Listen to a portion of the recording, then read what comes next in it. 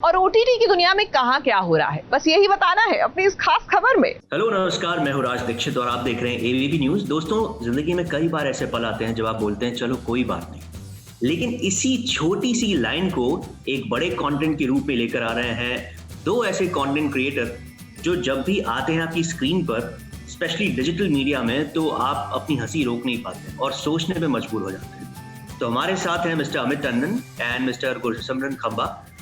सबसे पहले जब मैंने YouTube अभी जब ट्रेलर ये लॉन्च हुआ मैंने देखा, बहुत अच्छा लगा, लेकिन एक शिकायत है आपसे, वो ये कि आप दोनों इसमें नजर क्यों नहीं आया? मुझे लगा आप दोनों एक्ट करने वाले हैं इसमें। राज सर, पहले तो मैं बोलना चाहूंगा कि हम अभी देखो सुबह से इंटरव्यू कर रहे हैं और सबसे बढ़िया इंट्रोडक्शन का अवार्ड आपको जाता है मेरी तरफ से, तो मैं आपको थैंक यू करना चाहता हूँ। बहुत अच्छा लगा। दूसरी सर, अमित सर तो हैं ट्रेलर में, तो और अमित सर हैं थोड़ी देर के लिए, और मैं अगर अपनी बात करूं तो मेरे को इतना डर लग रहा था कोविड का जब हम शूट कर रहे थे, तो मैंने मास्क उतारा ही नहीं सर सेट पे, तो इसलिए वहां पे मैंने कहा कि एक्टिंग थोड़ा कुछ नहीं होता, एक्टिंग का सपना थोड़ा त्याग देते हैं, थोड़ा सेफ्टी फर्स्ट रखते हैं सर। लेकिन ये काफी अच्छी टैगलाइन है, चलो कोई बात नहीं। कोई भी मतलब दिन में कम से कम एक दो बार तो हर इंसान बोलता है यार चलो ठीक है कोई बात नहीं, स्पेशली जब आप कंटेंट क्रिएशन में हो, कई बार सैक्रिफाइसेस देने पड़ते हैं दिन में आपको। तो ये आइडिया कैसे आया और क्या है चलो कोई बात नहीं? अमित जी, अगर आप बता सकें। तो it's a satire based show, और इसमें हम मतलब एक आम इंसान की लाइफ की तरफ देख रहे हैं, और हम ऐसा नहीं कर रहे कि हम कह रहे कि गवर्नमेंट का प्रॉब्लम है या सोसाइटी का प्रॉब्लम है, सबका प्रॉब्लम है, वो जोन है। बट और रोज के रोज चैलेंजेस कुछ ना कुछ आ रहे हैं इंसान की लाइफ में, कभी आपका कार खराब होती है, कभी कुछ होता है, बट फाइनली होता है ना कि चलो कोई बात नहीं यार, चलते हैं आगे करते हैं, वो जिसको स्पिरिट बोल देते हैं या कुछ भी कह देते हैं। सो वहां से आया कि कुछ भी होता है बट चलो कोई बात नहीं, आगे तो चलना ही है, आगे काम तो करना ही है। So from there this line came in and we said हाँ, because this is a line that everybody uses, और ये शो हम चाहते हैं कि सबके साथ कनेक्ट हो। हमने लिखा उसी तरीके से कि चाहे 18 साल का कोई देख रहा है या 80 साल का कोई देख रहा है, चाहे वो दिल्ली में देख रहा है, चाहे वो कानपुर में देख रहा है या बिलासपुर में देख रहा है, सबसे कनेक्ट होना चाहिए वो शो। तो ये एक एज अ टाइटल ऑल्सो हमें लगा कि उस चीज को बांध लेता है, तो उस तरीके से फिर हमने टाइटल किया। और स्पेशली जब आप दोनों के लिए सवाल है, आप दोनों साथ में जब काम कर रहे हैं स्पेशली इस प्रोजेक्ट के ऊपर, और एक प्रेजेंटर, एक स्टैंड अप कॉमेडियन, एक एक्टर, क्रिएटर, जब कोई कंटेंट क्रिएट करता है इसमें वो नहीं है, दूसरे लोग एक्ट कर रहे हैं, तो जिम्मेदारी बढ़ जाती है। तो ये पूरी जो जिम्मेदारी थी, ये पूरा कंटेंट बनाने में क्या क्या प्रॉब्लम्स आई, कुछ अगर आप थोड़ा शेयर कर सके। Finally you made it. एक सबसे बड़ा चैलेंज ये था कि 24 अलग अलग स्केचेस हैं, 24 स्टोरीज अलग अलग हैं, तो ये अपने आप में ये था कि एक तरीके से आप 24 मिनी मूवीज है, तो हर एक की कास्टिंग अलग होगी, हर एक की लोकेशन, आर्ट वर्क, सब कुछ अलग है। तो वो सबसे बड़ा चैलेंज था। सो हम इसलिए भी नहीं है कि ऐसा नहीं है कि हम इसको एज अ शो ऐसा ट्रीट करना चाहते थे कि इससे हमें अपने आप को निकाल, हमारे लिए हर एक स्केच की कास्टिंग ज्यादा जरूरी थी कि वो सही होनी चाहिए।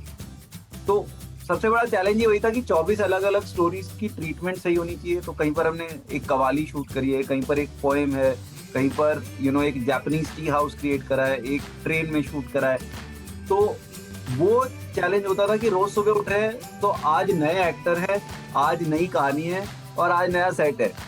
तो वो आई थिंक सबसे बड़ा चैलेंज था इस शो का। हाँ, वो मैं अमित सर से भी हम डिस्कस कर रहे थे कि वो हमारा तो शूट के कुछ 15-20 दिन बाद हमारे एक टेक्निकल क्रू के जो लोग थे, उन्होंने आके हमसे बकायदा पूछा भी कि सर शूट तो ठीक चल रहा लग रहा है, पर हम बना क्या रहे हैं?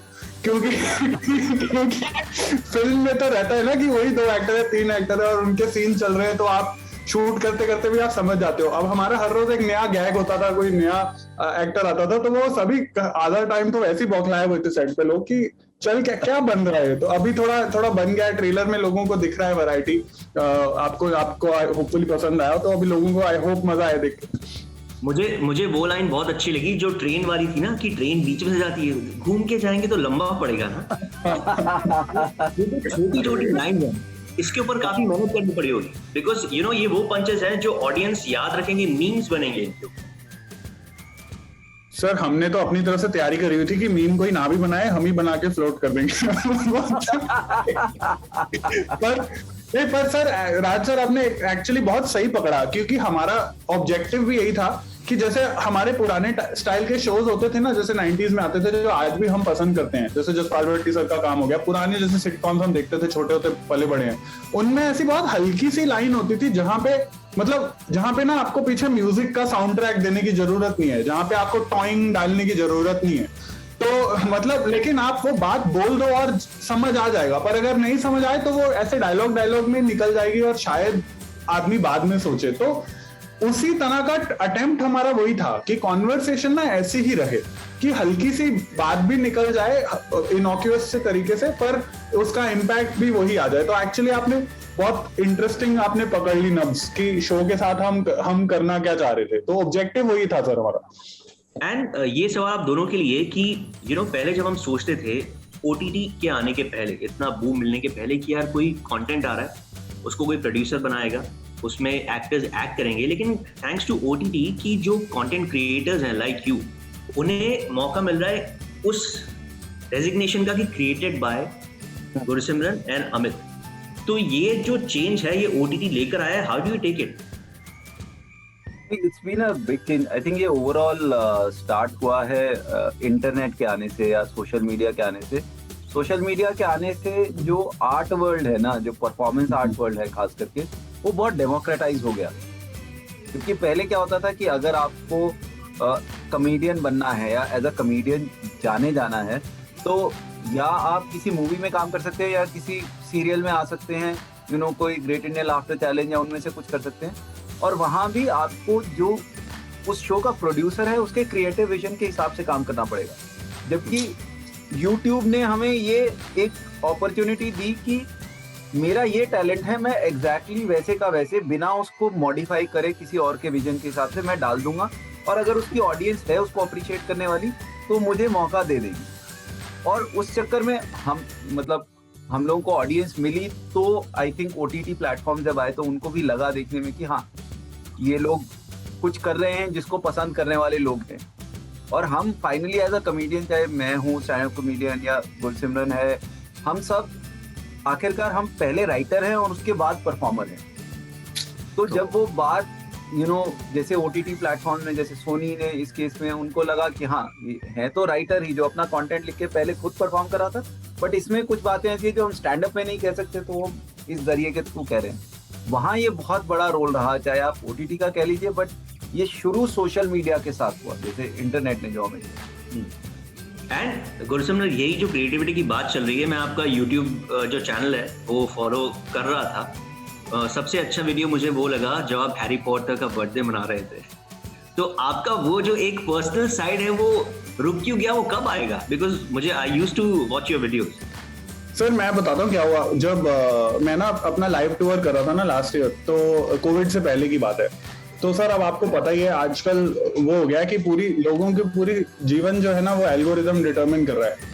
तो सर जो मेरी टीम है ना वो भी बोलने लगी कि आप दिखाओ सर अपना पर्सनल साइड तो दिखाओ, आप कहाँ घर पे क्या कर रहे हो आप। तो फिर मेरे को लगा, मैं कहा यार नहीं, ये वीडियो बनाने का प्रेशर मैं अभी ले लूँ ना तो वो मेरी राइटिंग से ऑनेस्टली मेरी राइटिंग इम्पैक्ट करने लग गया वो। क्योंकि मेरे को वो एक डर लगा रहता था कि यार अरे 1 हफ्ता हो गया वीडियो नहीं निकाला। एंड फिर मेरे को लगा नहीं यार, जो आइडियाज बनाने हैं, जो काम करना है, जैसे अमित सर के साथ अभी बैठ के शो बनाया है, अगर इस शो को लिखने के बीच में मैं ये प्रेशर लेके बैठा रहता कि यार हर फ्राइडे के फ्राइडे एक वीडियो रिलीज होना है, हाँ, तो फिर वो अलग ही मुश्किल हो जाता। तो आई फेल्ट लाइक कि जब टाइम होगा, जब मैं ना वो एल्गोरिदम में नहीं फंसा, तो मैंने अपने आप को बोल दिया कि जब मेरा मन करेगा मैं डाल दूंगा। मैं नहीं, जब नहीं बना तो नहीं हुआ, कुछ नहीं होता। अभी होपफुली ये लोग शो देखेंगे, अगर लोग पसंद करेंगे, उसके बाद अगर कुछ नई मेरे में मोटिवेशन जागी तो शायद थोड़ा और डाल दूंगा। नहीं, जरूर। चलिए, ज्यादा वक्त नहीं लेंगे आपका। एक सवाल पूछना बहुत जरूरी है, बिकॉज सेम डिजिटल दुनिया जब इतनी बड़ी बन गई है, तो आप इतने वक्त से कंटेंट क्रिएशन में जुटे हैं, लेकिन कई ऐसे लोग हैं जो रातों रात यार मुझे कंटेंट बनाना है, तो इतना सारा कंटेंट आ रहा है कि लोग कंफ्यूज हो जाते हैं कई बार कि हम क्या देखें। आप कोई ऐप खोलते हैं और आप स्क्रॉल करते रह जाते हैं, 1 घंटे बाद बंद कर देते हैं। तो ये जो जगदोजहद है आपके साथ भी होती है? सर बिल्कुल। अमित सर बताइए आप। अरे ये चैलेंज तो हम सबके साथ रहता है कि जैसे ये प्रेशर की बात करें, मेरा भी थोड़ा, मेरा एज के कारण भी है, आई एम 45, तो मैं उतना इंस्टाग्राम और उन सब चीजों पे उतना एक्टिव नहीं रह पाता हूँ कि जी ये करें। तो अब वही है कि अब हाँ, जैसे आप कह रहे हैं कि कंटेंट इतना सारा आ रहा है रोज की रोज, तो एज अ क्रिएटर आप पे एक चैलेंज रहता है कि अब जैसे हम ये शो लिख रहे हैं तो कि कुछ अलग होना चाहिए, वो हम दोबारा वो नहीं कर सकते जो लोग दिन में 10 बार देख रहे हैं। तो जो आप दिन में 10 बार देख रहे हैं वो आप शाम को भूल जाते हैं। तो मुझे एक शो ऐसा बनाना है जो आप कल सुबह भी याद रखेंगे, आप परसों किसी को बताएंगे भी सही, कि यार ये देखा, ये बहुत बढ़िया लगा। और इस शो में खास करके थोड़ा ये भी था कि ज्यादातर ऐसा है जो रोज हमारे इश्यूज होते हैं वोट कर रहे हैं, तो हमें यह है कि कल को जब वो आदमी उस जोन में से निकलेगा तो उसको फिर याद आएगा कि अरे यार यही तो बात कर रहे थे वो। कि आप ट्रेन में सफर करेंगे तो आपके साथ वो शायद वो हरकत होगी जो हमने इसमें दिखाई है और आपको लगा अरे यार यही बोल रहे थे वो। तो ये करने की कोशिश है कि आप थोड़ा दूसरों से अलग हटके करें। चलिए, wish you all the luck और उम्मीद करते हैं कि लोग इसे देखें। और वापस देखने के बाद जब सामने वाला बोले चल let's watch it again, then you will say चलो कोई बात नहीं, let's watch it. Thank you Raja, thank you so much, thank you so much.